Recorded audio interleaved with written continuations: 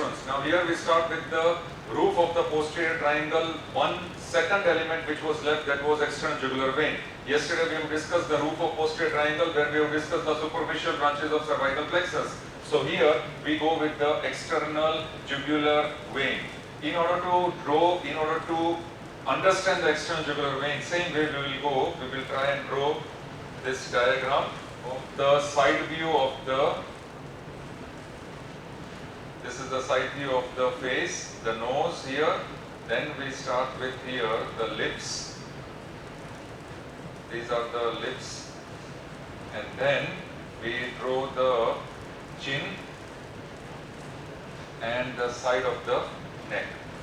Now here we put approximately at this point, we will put the eyes here and the eyebrows, and at this level we will put the auricle. So this is the rough portion of the auricle, and here we will put the angle of mandible. Now here we will draw the parotid gland. We will try and draw this parotid gland at this level.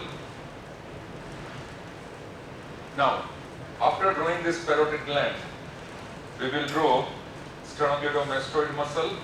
So therefore sternocleidomastoid muscle which we are drawing, this will be sternocleidomastoid, this entire musculature.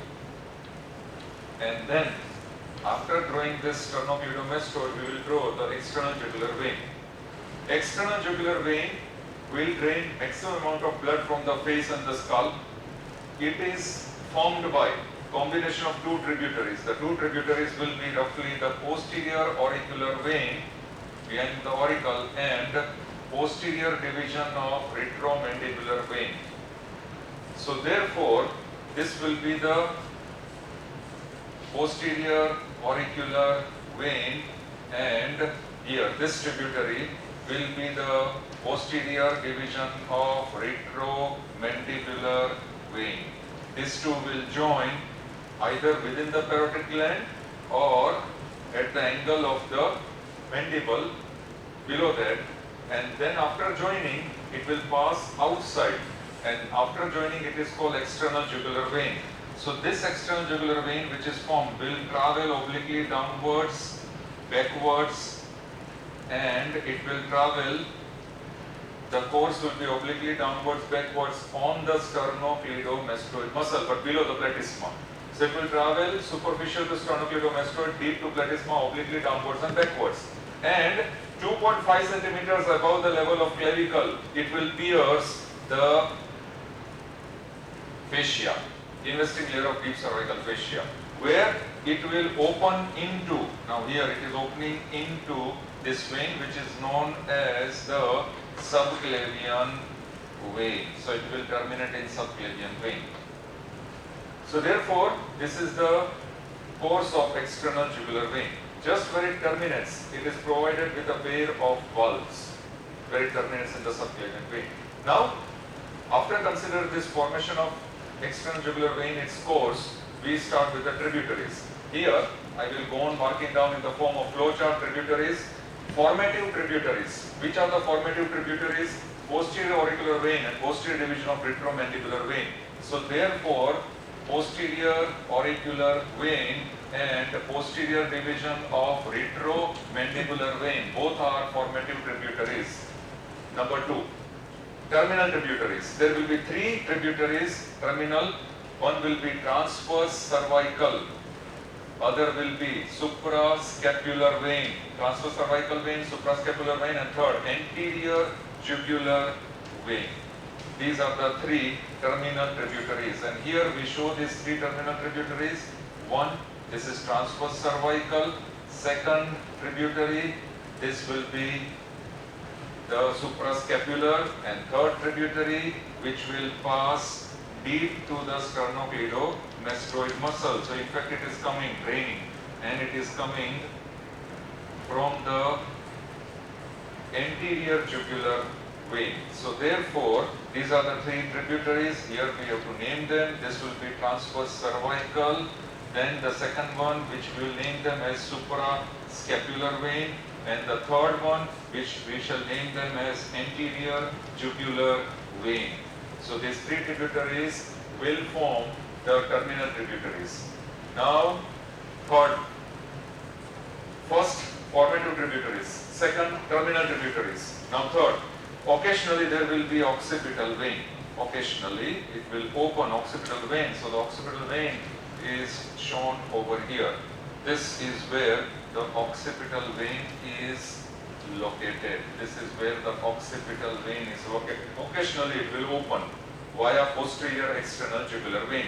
So therefore, the fourth tributary will be posterior external jugular vein. Very important. This will drain the blood from the posterior part of the skull, posterior area, the posterior skin of the skull. And that posterior external jugular vein will pass from the posterior region and then it will terminate in the external jugular vein. So therefore, this will be known as posterior external jugular vein, tributary number 4. Now tributary number 5. This external jugular vein will open into, now here we will show this, it will open into another vein which is a major vein, and that major vein is called internal jugular vein. So a tributary connecting external jugular vein with internal jugular vein, this will be known as oblique jugular vein. So therefore, the name of this tributary will be, here I will mention oblique jugular vein. So therefore, this is tributary number 5, oblique jugular vein, that is connecting external jugular vein with internal jugular vein. These are the 5 tributaries of the external jugular vein. Now, anterior jugular vein. This vein is formed in the region of submandibular region, where it will drain the venules of submandibular region. It will travel on either side of anterior midline of the neck, and then it will travel obliquely backwards deep to sternocleidomastoid, where it will open in the external jugular vein. This anterior jugular vein, sometimes there are so many variations also. Sometimes this anterior jugular vein of both sides, right and left side, they will join and form one vein, which is called median cervical vein. What is median cervical vein? Sometimes in a variation, the two anterior jugular veins of right and left will join together. Or sometimes the entire external jugular vein will be replaced by one single vein, which will open in the anterior jugular vein. And that single vein, that variation where the external jugular vein is replaced by that single vein is called Porcher's vein. So that Porcher's vein is nothing but a variation where external jugular vein is replaced by that particular vein, Porcher's vein, which will open in the anterior jugular vein. And the anterior jugular vein, now normal anatomically, the anterior jugular vein of one side, right side, will be connected to the opposite side by jugular venous arch. Now this jugular venous arch will connect the two anterior jugular veins, right and left side, where in the suprasternal space. So in the suprasternal space, there is presence of jugular venous arch connecting the two anterior jugular veins. These are 1 mark question answers. So remember, these are the tributaries, and these tributaries can be asked in any type of format, 1 mark question answer, Viva, or in MCQs also. Please remember the name of these tributaries. Now we come to applied anatomy. In the applied anatomy of external jugular vein, let me darken this. This entire external jugular vein, the applied anatomy will be number 1. This is very important. The entire wall of external jugular vein, where it pierces the investing layer of deep cervical fascia, it will be continuous with the deep cervical fascia. As it is continuous, at that particular point, what will happen is, if there is any injury at that particular point, if the external jugular vein is ruptured at that particular point where it is entering the deep cervical fascia, then that wound will remain open. It cannot close.